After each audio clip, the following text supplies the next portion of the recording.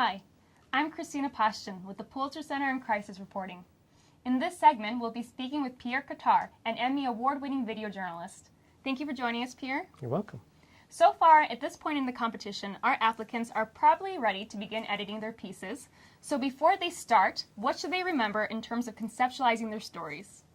Well, you said it. I mean, conceptualizing the edit before you actually start editing is really important. And what elements should they lay down first in their editing timeline? Well, what I like to do is I like to ignore all the B-roll, all the extra footage that you shot, and really focus on the interviews, because really audio drives a story more than anything. So narrow down your interviews and get them on the timeline and pare them down as much as you can, and then start adding your B-roll. And how should they structure their story for the web? Good question. I mean, the web usually, the video on the web is kind of, 4 to 5 minutes, maybe 7 minutes, and you kind of want to get to the point really quick, and you don't want to get too complex and go all over the place. So you want to find a central idea, and you want to stick to it, and you want to find characters that will kind of exemplify those ideas. What kind of establishing opening shots should our applicants put? Your best shot in the whole piece. It's got to be, the best shot you have, whether it's an audio clip of someone saying something that's the best quote, or it's the most beautiful, grabbing shot.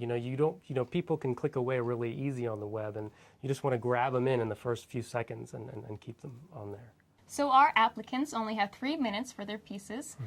Considering that short amount of time, what should they do in order to develop a story arc that really helps the viewers identify with their central character and makes them empathize or just really feel for that person? Do not put anything in that video that is not 100% on, meaning great quote, something that you feel has to be in there. Because if anything else is in there that's kind of, it's not going to fly. People are going to leave, and they're not going to identify as much with that character. So how should our applicants end their pieces so they leave the viewers with an important message or some sort of effective, meaningful shot? I would say if your first quote is your best quote, so the first quote in the piece is your best quote, then the second or third best quote in your whole piece should be your last quote.